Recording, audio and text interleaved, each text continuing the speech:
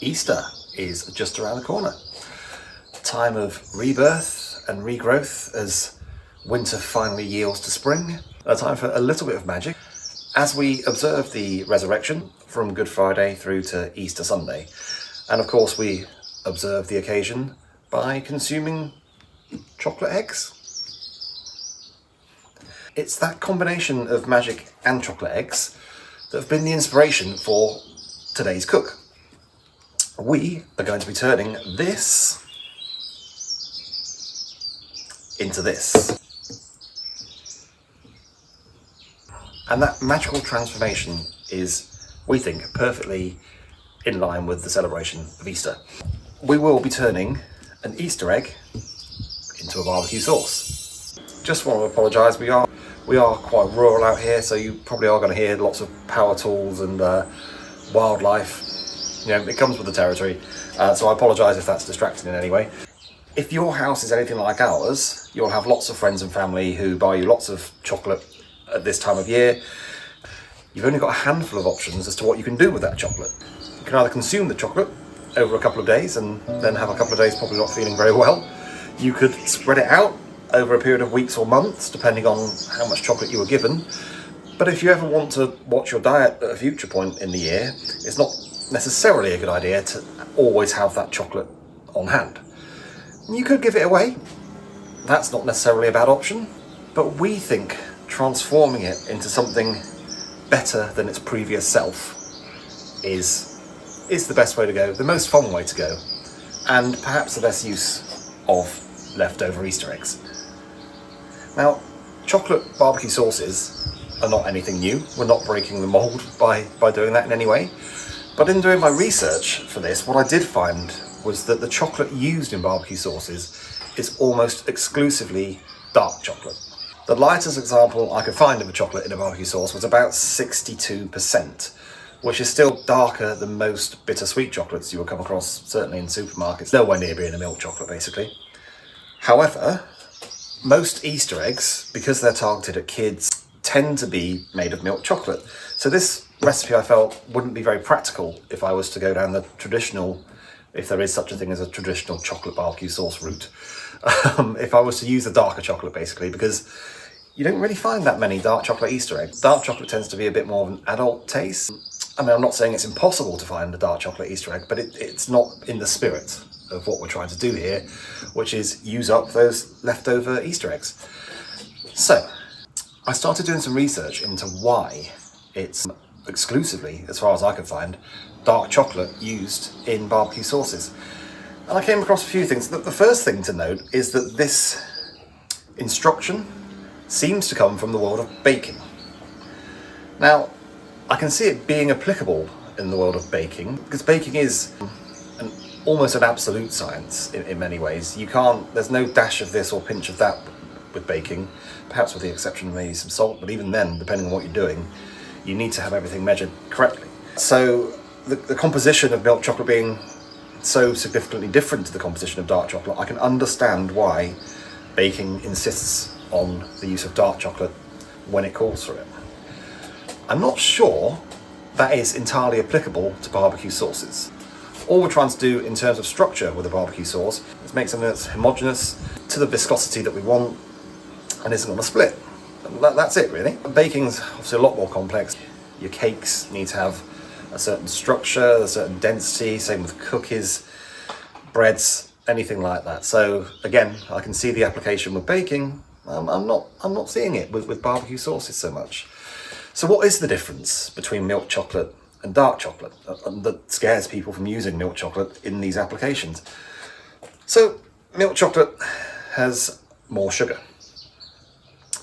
Now again, in baking, if you've got too much sugar, things might have a tendency to burn.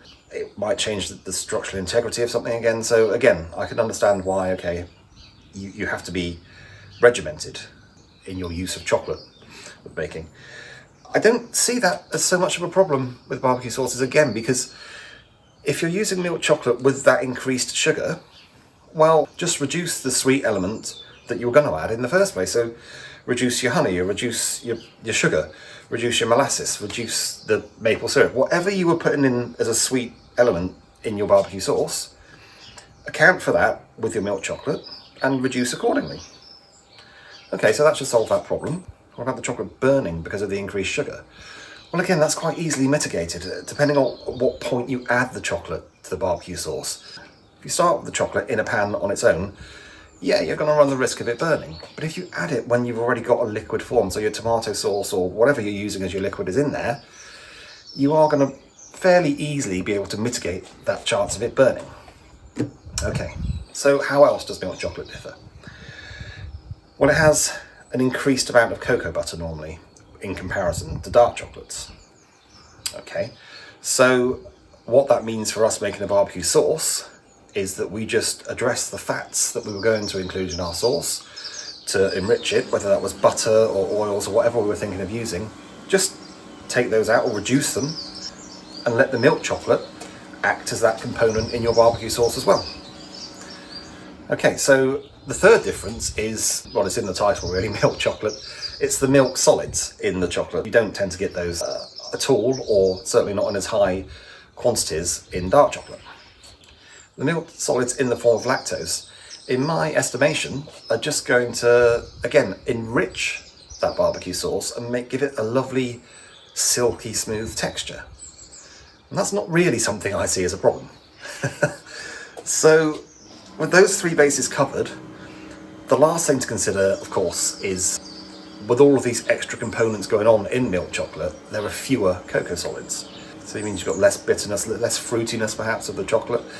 But again, I don't see that as a problem necessarily. If you want a rich, bitter, fruity barbecue sauce, well then make one with dark chocolate. Of course, do that. We're not doing that. We're looking to make something sweeter, something that's maybe a distant cousin of sweet chili sauce, those levels of sweetness, rather than something that's a deep, earthy barbecue sauce. Essentially what I'm saying is a milk chocolate barbecue sauce is a different product to a dark chocolate barbecue sauce. And today we're going to be focusing on the former.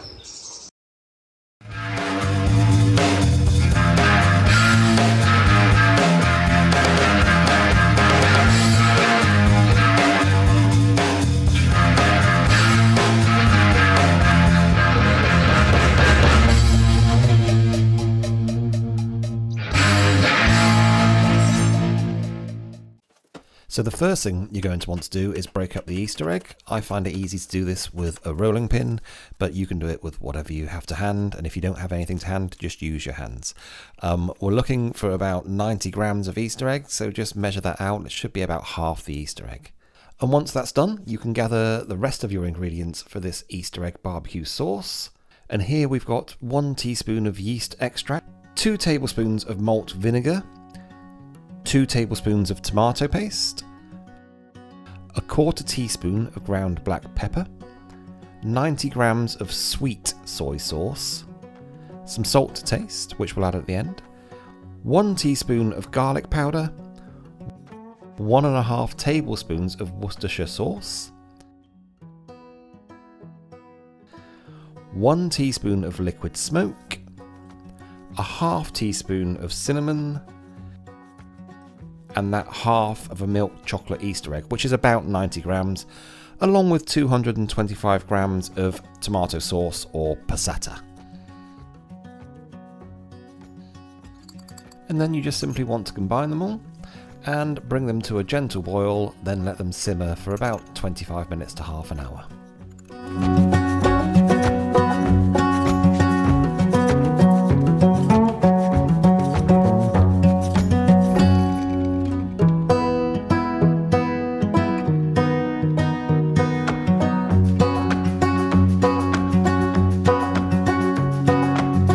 And this recipe / experiment provides a good example as to why it's so important to taste as you're going along with your cooking.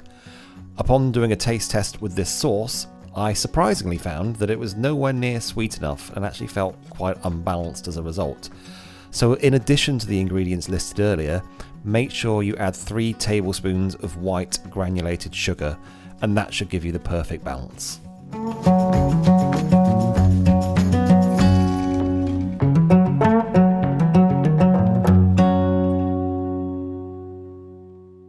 And with our sauce cooked, cooled and ready, The next stage is to make sure that our bottles are sterilised, which we're going to store the sauce in.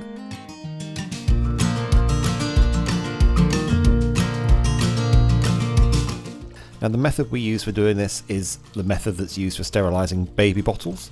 This works for us, but you can use whichever method works for you.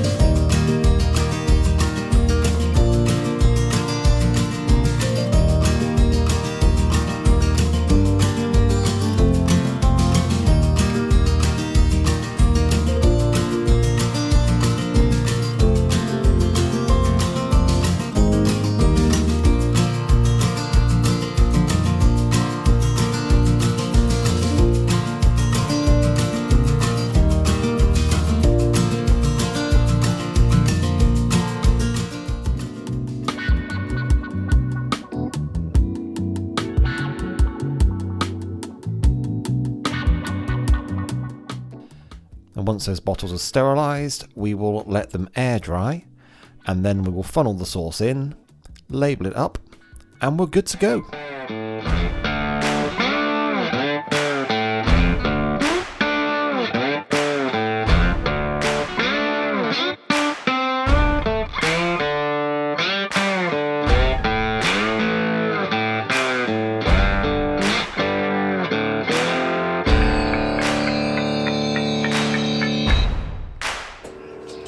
So this simmered for about 25 minutes with all the ingredients, and just to let them all really get to know each other. And full disclosure, I did let this rest for 24 hours after it cooled down, just because, as anyone who's ever made a barbecue sauce will know, letting it rest for that extended period of time will help those flavours infuse together and will really bring out the best.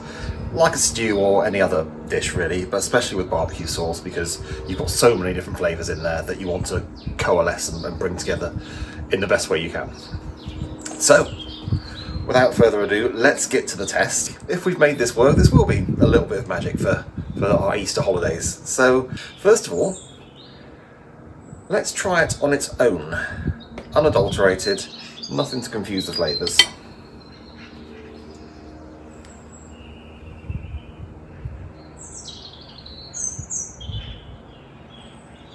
It's got a fantastic texture. It's silky, it's viscous, but not too viscous. It pours easily, but it still holds. It's not like water or something like that, but it's thicker than a custard.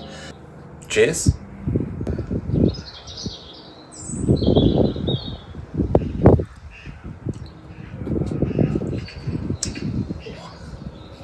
Wow, okay. I was not expecting that. Let's go for some more.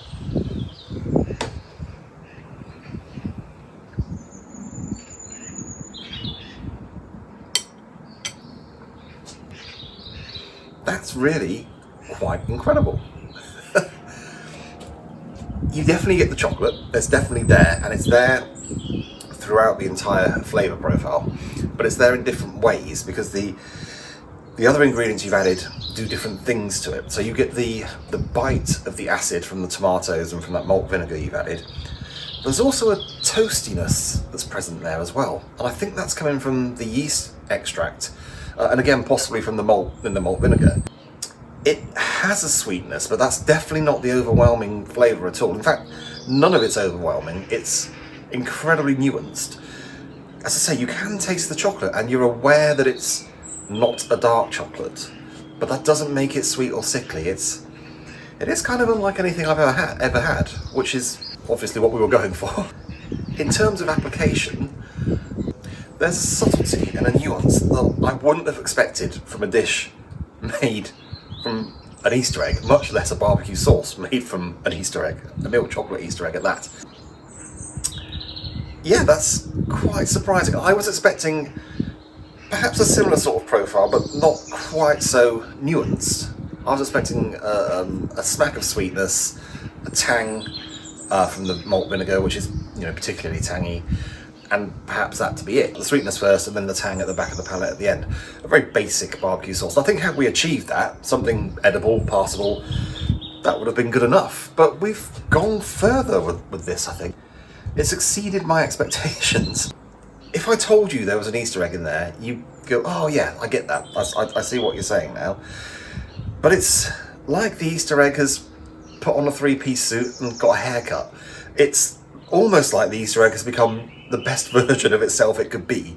It's refined, dare I say a little bit sophisticated? That's really, really surprising. In terms of applications, because of that nuance and refinement, I think the applications would be quite varied. Obviously it's going to work well with something like venison or similar game because of the chocolate elements. It wouldn't be amiss to pair this with something like chicken thighs perhaps, or indeed chicken in any form. I even think it could work with turkey. I even think it could work with a meaty white fish, something like a halibut or a monkfish tail. It's that delicate. There is a delicacy to it, and there is a refinement to it. And I think because of that refinement, the flavours of those fish wouldn't be lost. Despite the fact there is like a symphony of flavours. I said the toasty, the kind of acidic, obviously a little bit of salt in there, the sweetness, the umami. There's a lot going on in there, but they all play their role very intricately and delicately, and they're not really going to overpower anything that they're paired with. Now obviously this is a matter of taste, and I can potentially see it dividing the crowd, but as far as I'm concerned, this is a definite win. This is like an A+. This has way exceeded my expectations, so that's fantastic. So the last thing I think we need to do is try it in its more natural habitat, as you might say, which would be as a pairing with something. And in this case, I've got some fantastic ribeye steak that we acquired from our local farm. I'll put the link to their farm shop in the description to this video, because if you want to have perhaps the best steaks you've ever tried, this is the place to go. So I'm just going to try a little bit of this barbecue sauce with this steak. I think it's really going to work. This steak is so well aged, it's got a really good funk, and that's not going to be lost by this barbecue sauce. All this barbecue sauce is going to do, I think, is wrap a silk gown around that funky flavour of that well-aged steak and present it perhaps even better than it is just on its own. So let's give it a try. Let's pop some sauce down here.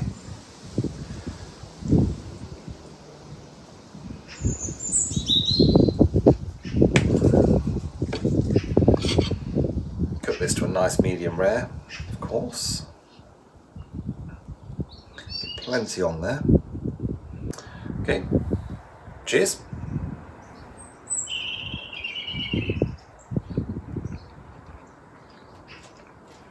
There's so much going on there, I'm going to have to go in for another piece.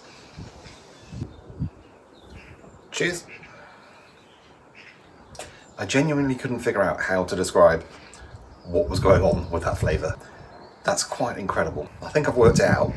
First of all, you get a smack of the acidity, the heat, just from the black pepper. Remember, there's no chilli in there. I was tempted to pop a bit of chilli in, but thought actually, you know, we're not doing the dark chocolate route, so let's trust the black pepper to do its job. It's certainly doing that. You get a smack of acid, you get a smack of heat, and you get a smack of sweetness right up front, and then quite quickly the chocolate comes. Still, the steak's waiting in the wings to make its appearance. Once the chocolate starts to dissipate, then the steak makes itself known, and wow, does it make itself known, because the chocolate then underlays it, and that sweetness carries on the back of your palate, that kind of chocolate nuttiness, which I think is amplified by the yeast extract that we put in there. But at the top of the flavour profile, then prominent at the front of your palate, is just the flavour of that fantastic steak. That funk from it being aged to perfection, just that juicy umami-ness. It's brilliant, but it's really backed up by everything else in this sauce. And then at the end, you're just left with that lovely flavour of steak with the heat from the pepper. And that's it. The sweetness is more or less gone. It's a little bit of umami at the back of your palate, as I say, from the steak and from the yeast extract, I think, and the heat from the black pepper, but that's it. It's a really good mouthful. It's a really, really good accompaniment. Certainly to steak, as I've just verified, but I would imagine to most things, as I've just said. So I think we have struck magic with this one. I'm going to go and finish off these last morsels of steak with plenty of this barbecue sauce. I hope you've enjoyed this video. Please remember to like, subscribe, leave a comment, and share far and wide If you enjoyed the magic of turning the humble Easter egg into a sophisticated barbecue sauce, make sure you hit that notification bell because we post food magic videos every Friday and we wouldn't want you to miss out. My name's Billy Buick, this is the Pit Wizard Smoke Shack, and we'll see you next time.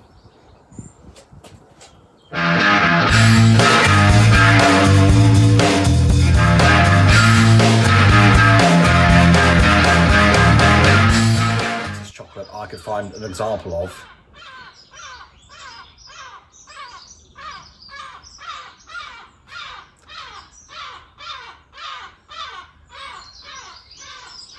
We have a ornithological fan, apparently. I'm not sure if that's a gull.